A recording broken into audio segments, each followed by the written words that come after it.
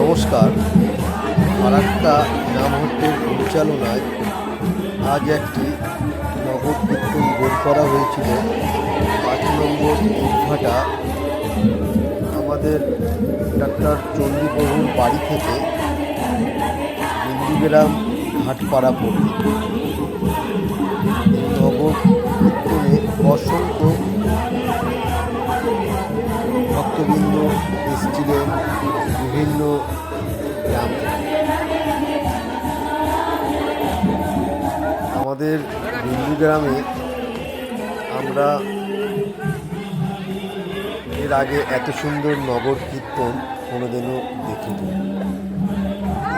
নগর কীর্তনটি এত সুন্দর করার পিছনে বিশেষ করে ফারাক্কা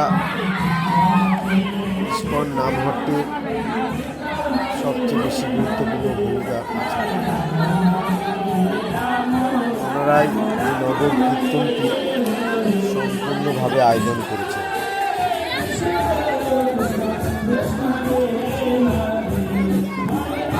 সত্যি একটা আলাদাই অনুভূতি।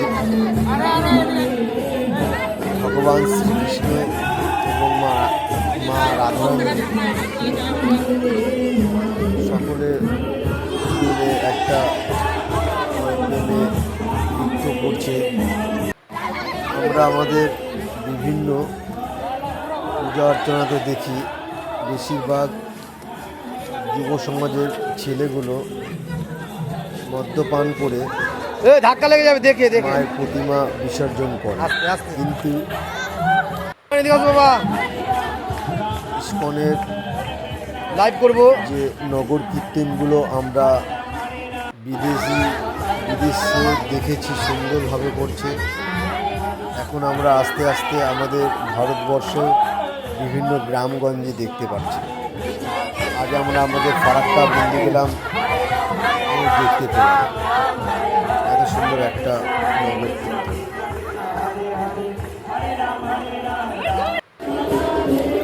ভালো লাগলো। আশা করছি এই ধরনের নগর কীর্তন আমরা পরবর্তী সময়ে আরও দেখব বড় আকারে।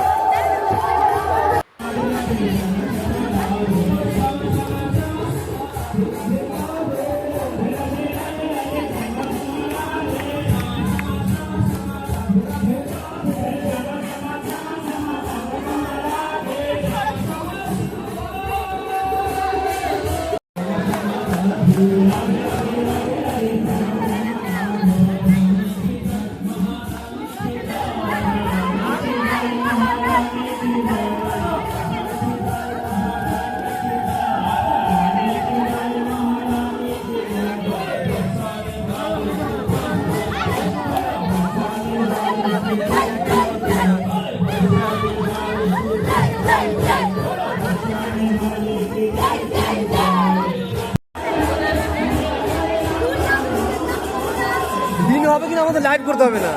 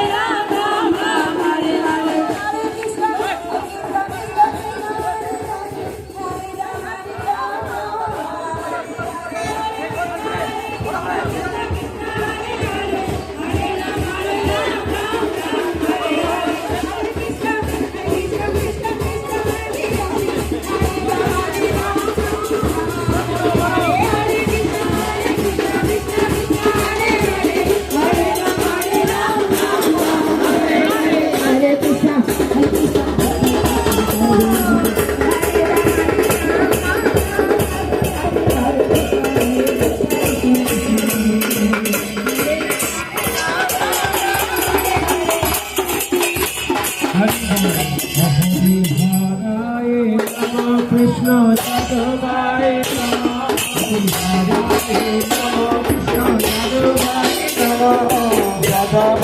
মাধবাই কেশবাই নমঃ যাদবাই মাধবাই কেশবাই নমঃ যাদবাই মাধবাই কেশবাই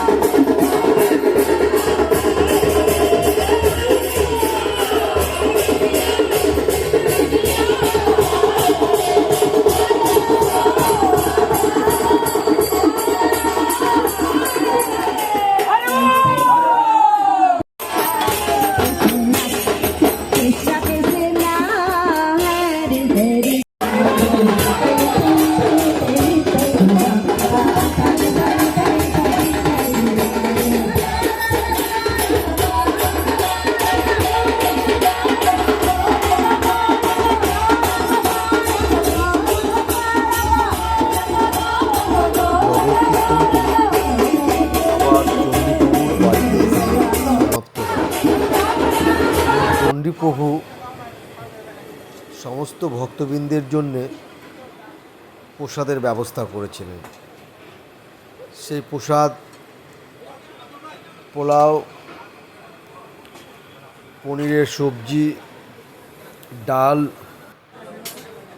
পাঁপড় ভাজা, একটা করে ডাল বড়া, তারপরে সাদা ভাত, মিষ্টি, পায়েস। প্রসাদ খুবই সুস্বাদু হয়েছিল। সকলেই পেট ভরে তৃপ্তি করে খেয়েছে। প্রায় 500 লোকের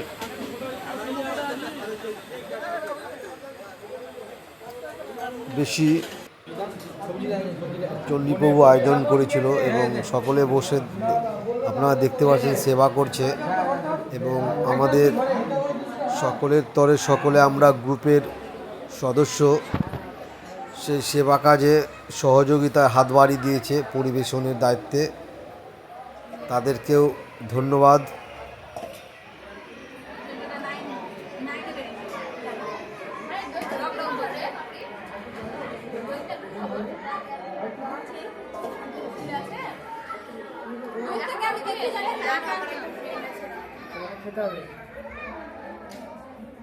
কোন ঘরে জানো? এই ঘরে বাকি ছিল। হ্যাঁ